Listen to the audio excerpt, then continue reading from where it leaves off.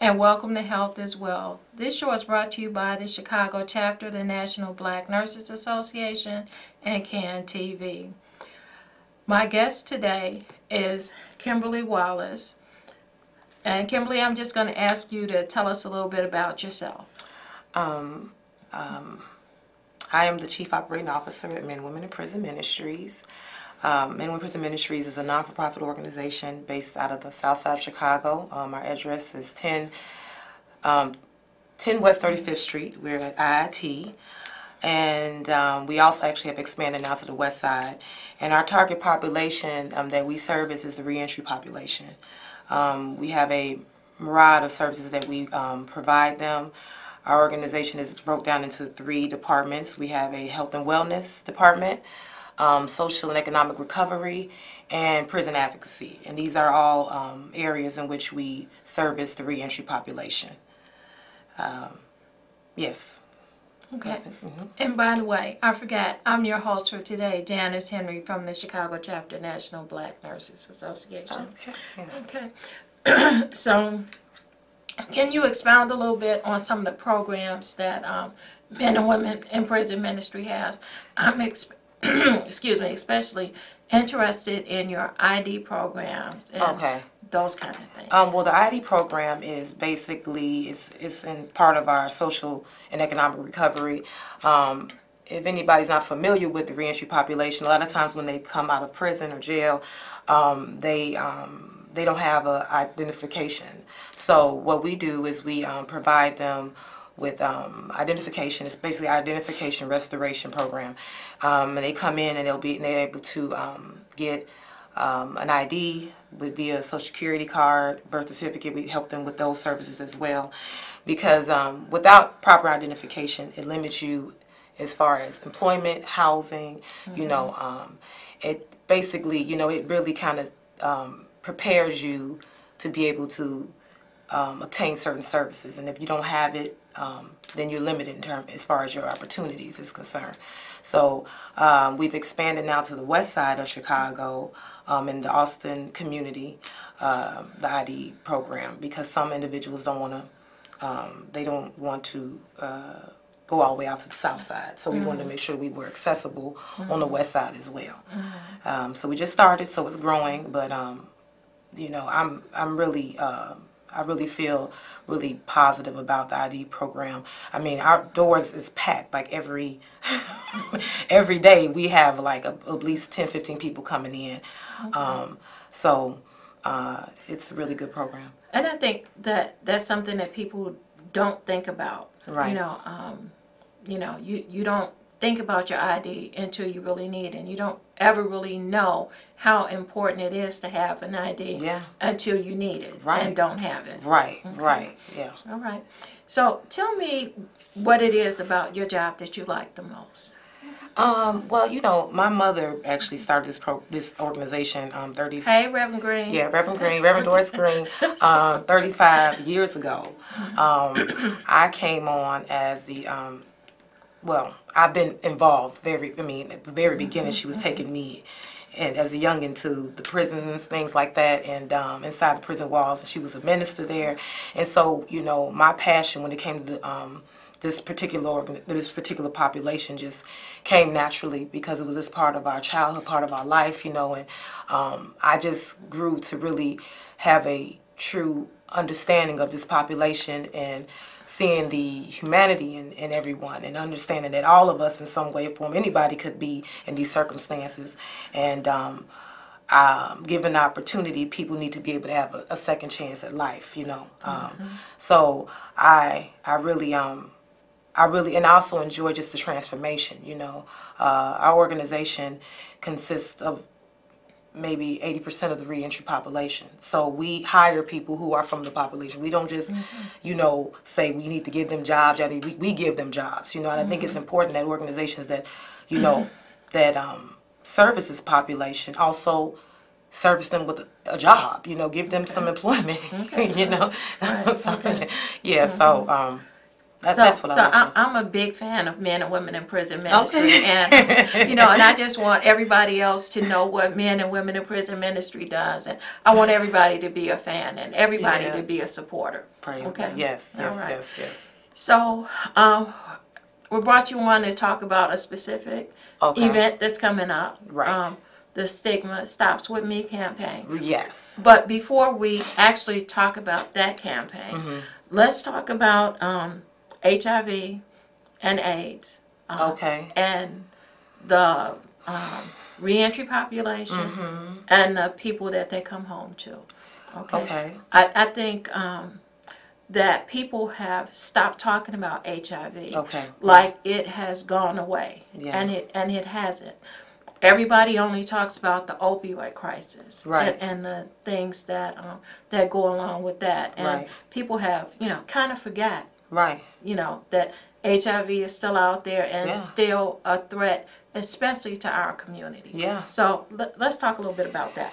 Well, you know, for the lack of knowledge, our people perish, and I think that the lack of knowledge around this, and also just not the conversation, you know, now, you know, African American women are the face of the newly diagnosed HIV. And so, you know, we have to really begin to talk about what is bringing that about, you know. I think it's a variety of different things. One being that we don't, you know, we don't talk about it. We don't have any really conversation around prevention. Also, just the stigma around HIV and AIDS, especially the stigma within the African American community. There's a lot of different stigmas. When it comes to reentry, there's a stigma. When it comes to someone's sexual orientation, you know, it's a stigma. The trans community, you know, gay black men. I mean, it's a lot of things, you know, the black church, you know, there's let's not get started on that. I mean, there's a variety of things that are barriers in us not being able to reach each other when it comes to this conversation of HIV. Some of the conversations that I even have amongst peers of mine, it's just, you know, we really are not, we're not knowledgeable. And we're ignorant, and also we have a lot of fear around getting tested. Yeah, I think it's a lot. I think it's a lot of fear. I think we still have some of that mentality. If I don't know, it won't hurt me. Right. You know, and that is absolutely the wrong attitude to have with HIV infection. Or it looks a certain way. Right. You know, I mean, we really are still. I mean, believe it or not, there's us in our communities that still have an idea of it looks like this, or you know, and it's like, no, HIV doesn't look a certain way. It could be anybody, you know. So, and I think also in relation to the reentry population, you know, I mean, I don't know if but, you know, the brothers, you know, coming in out of prison, you know, not having conversations about the sexual activity that may be going on within the prison walls, you know, not identifying themselves as gay, you know, or even MSMs, you know, men who sleep with men, you know, because of the lack of conversations, you know, the people don't want to have those kind of conversations, you know. Women don't feel empowered to say, I'm not going to, I want to wear a condom, you know, it's just all of those type of things like condom negotiation. I mean, it's just, I mean, you know, it's just a lot of different things, you know. I mean, I think that if we can become more empowered as a community, we can be more capable of having good conversations and also supporting each other, you know, when it comes to certain agendas around HIV and AIDS. So there's a huge campaign with the NAACP, with the Black Church and HIV. And, you know, from my perspective, we don't talk enough in the church about sex, drugs, HIV. Don't get started, girl. Don't get started. But we need to have conversations at church where we meet every week. Sometimes 2 and 3 times a week around HIV and AIDS. Because I can almost guarantee that there's somebody sitting in somebody's pew that's got HIV in a church. And I personally think that that would be an excellent place Absolutely. for us to start having Absolutely. conversations. Absolutely. To, you know, we the majority of our churches are filled with women. Mm-hmm. And, you know, even though there are a lot of women in prison, Right. but, you know, I'm going to say that probably the majority of people that are coming home from prison that are going to be HIV infected are going to be men. Of course. And we need to start having those conversations at church. We need to be teaching women to empower themselves. Absolutely. You know, like you said, that we need to have condom negotiations. Yes. And that might be that Like, might what's just that word? you know, that might just be a Right. great title Right. to, you know, to Right. have, you know, Yes. condom negotiations. Yes. 101. You know? But that's the only way that we're going to keep our communities from being Right. infected. And a lot of times, you know, it's infection and reinfection. You know, Yeah. it's not, you know, and people are sleeping around and doing things. Yeah. And even we have to take into consideration that those people that have opioid issues, Okay. you know, that some of those people are getting their money for opioids by dealing in a sex trade. Right. Mm-hmm. You know, Yeah. and you know, so it's just a much bigger issue It is. than just opioids or just HIV. Right. Right. You know? But you know, I'm putting it out there, pastors. We need to be talking Oh, about this. I mean, you know, and we have the tools to help you talk about this. Right. You know, there, like I said, there's a campaign, the Black Church and HIV. We have activity books, and we have resources, and we have all kinds of things for you to start having those conversations in your church. Well, I think that one of the big things, though, is that in the Black church, they need to be honest about the activities that's going on. Preach. I think that is a. Let's start there, sister. Let's have some transparency about what's really going on up in here, because typically they're not talking about all the different risky behaviors that are happening. There's no, and you know, the Black like sweep everything under the rug, and you know, secrets make you sick. Right. You know what I'm saying? Like some of the secrets can make you sick. I mean, you know, And they keep you sick. keep you sick. There you Right. go. There you go. Yes. I mean, and I think that is something that's very prevalent in the church, the Black church, is our secrets. I mean, they are, you know, so we first need to begin to have a dialogue, you know, like, let's just say, we don't have to say it's happening, let's just say maybe it is. What are we going to do about it? How can we, you know, because within our community, you know, many of us, the church is our, like, it's our anchor.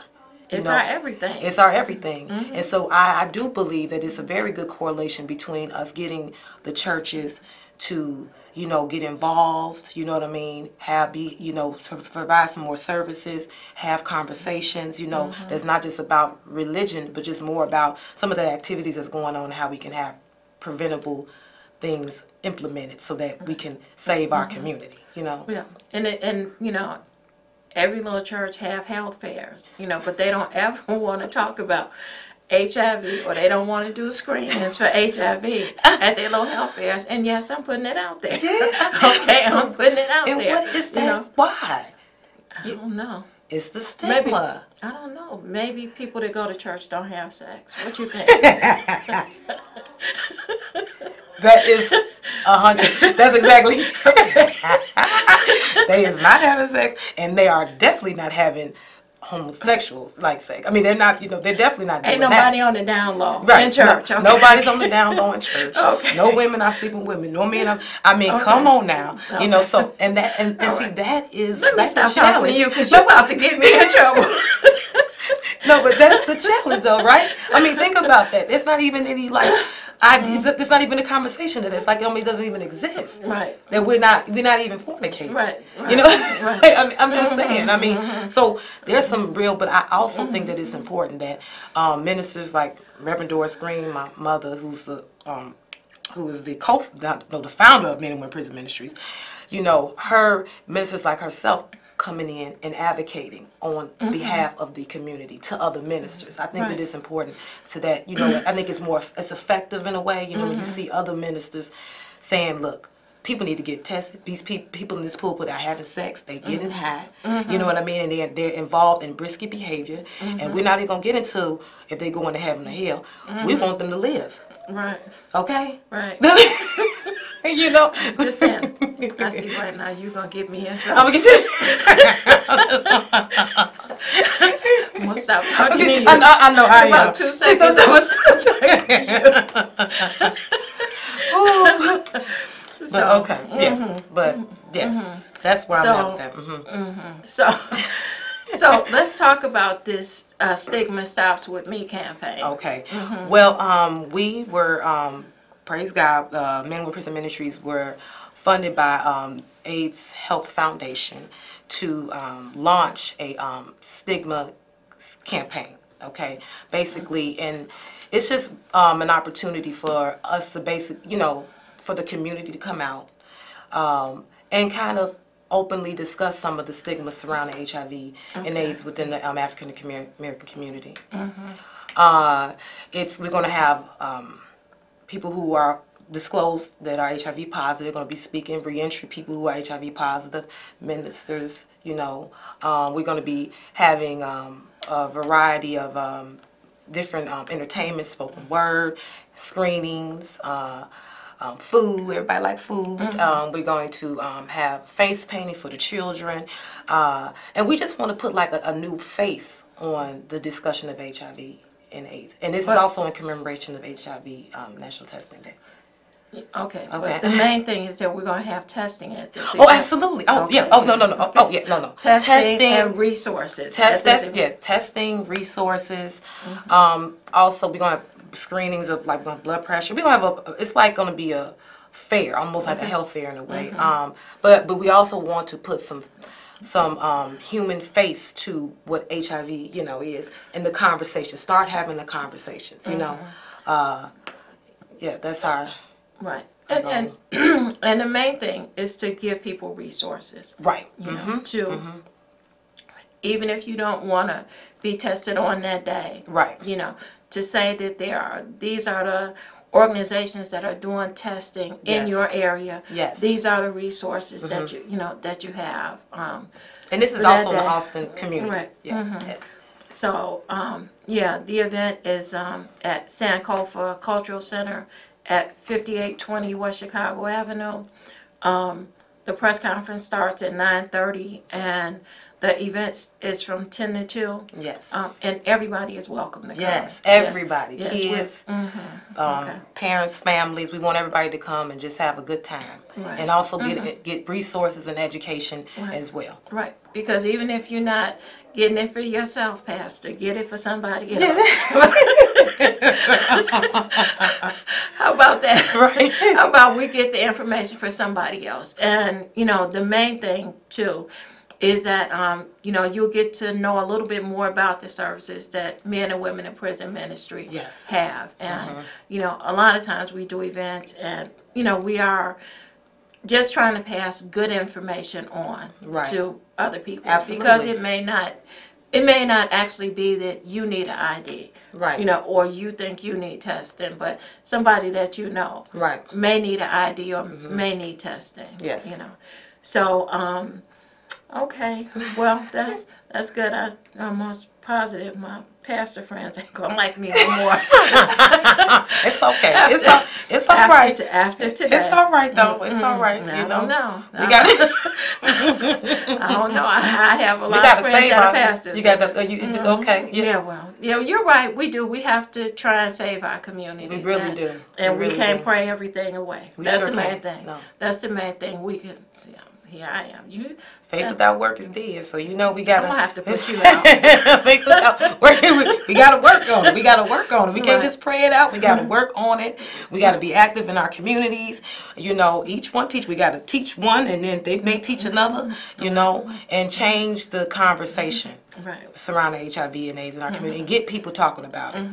So I hear you have a pet peeve about condom use. Huh? I hear you have a pet peeve about condom use or not using condoms. Or Women not using condoms? Oh, yeah, go ahead. Oh, well. You know, while we in here, go ahead and get on no, in I here. mean, well, you know, I just think that, it's scary. I think that, you know, women are really, people are putting themselves at risk, you know. And I also feel like that a lot of, because there's not a conversation about it, people have really just lost the idea that it's a possibility that they can get HIV, you know, without having protected sex, you know. And I also feel like that I went through a training about condom negotiation, basically about women sitting down and having a voice and how in which they want their partner to wear a condom and, you know, and all of that, and like be safe, you know. I mean, I consider myself a very strong woman, you know, but I can relate to being in positions where women, you can feel powerless, you know, and in the fear of, you know, maybe your partner not wanting to be with you because you want to wear a condom. You know, it's a lot of that because a lot of men do not like to wear them. I'm not going to speak on just a particular population of men, but I'm just going to say the men that I know and people and peers of mine, you know, it really has to be a negotiation. It does. I mean, you know, and I think that this can be it's contributing factors to where we are at with African American women and the rate of new diagnosis. I think that there's a fear. I really do. I think that a lot of us want a partner. You want somebody, and you know, you almost willing to put yourself at risk. I don't think that they even really understand what kind of risk it is. You know, we're not just talking about an STD or getting pregnant. You know, we're talking about, you know what I mean. I think that sometimes people just think about that and they don't think about the other things. So, I definitely think that there needs to be more conversation around stigma, but also how the African American women are contracting this disease at the rate that we are now, and what is the factors. Right. I mean, yeah. I mean, you know, that's true. I mean, because I'm just thinking of all the churches that I've heard of in the past couple of weeks that have had women's conferences. You know. And this would be that would be a perfect place to have, you know, that kind of conversation. Yeah. You know, but I bet not one of them did. I'm gonna ask. I'm gonna tell them you want to know. Well, I think I mentioned before that I think that it has to be a strategy. When it comes to the black church, we have to have a strategy. You know, we have to go in kind of in the back way of, like, you know, having, like I said, a minister go in, you know, and advocate for organizations like mine, you know, to come in and do, you know, something. You know, we have to, you know, we have to promote ourselves and let them see the need of it. You know, sometimes they just don't know. They're not, you know, I mean, you'd be surprised somehow how uneducated some people are when it comes. People still think that it's transmitted through saliva. You know, or kissing somebody or sitting on a car. I mean, it's just, you know, and I thought that we were so far removed from that, but we're not, believe it or not. You know, and these are our elders who think like that. So you think about, I mean, not just all entirely, but I'm just saying, like, you know, it starts with them. If they don't know, then how are they going to teach the younger people? I mean, girl, don't let me, don't get me started. Just don't get me. I mean, I just feel like the church, they got to help. We got to band together. We got to band together. We got to get all of this ideology things out the way. I know, and we have to start really, really looking at what's affecting our community and seeing the, you know, not looking at it from a religious perspective, but just really looking at it as a need and an urgency. You know what I mean? Right. We should look at it, you know, like it's a health crisis. Because there you go. Because that's exactly what it is. It is a health crisis. Yes, right. it is. It is. It's a health crisis, Jen. It's a health crisis. Okay. Yeah. All right. So we are just about out of time. Okay. So we're going to put this overhead up one more time, so that people can take a look at. Please come out, yes. Right. To Sankofa on June 27th, HIV Test Day. Sankofa is at 5820 West Chicago Avenue. The press conference starts at 9:30. We'll have a lot of elected officials there talking about the stigma. Our hopefully soon to be Lieutenant Governor will be there. We have some other elected officials that'll be there. LaShawn Ford, State Rep Camille Lilly will be there. And the event is from 10 till 2 p.m. Okay. So, all right. Well, okay. So, thank you for coming out. Give us a little information about Men and Women in Prison Ministry, where they can reach you. Oh, well, you can reach you can reach us at 10 West 35th Street. That's our office. We have about 4 offices there on the 9th floor. Okay. Yes. And my phone number now. You don't know your phone number. Yeah, it's right there. Oh, no. And our office number is 312-328-9610. You can meet us there. You can reach us there. Our offices are open Monday through Thursday from 9 to 4. Okay. And the Chicago Chapter National Black Nurses meets the second Saturday of every month at the Lutheran School of Theology, 1100 East 55th, from 4 to 6 p.m. Thank you, and we will see you next month.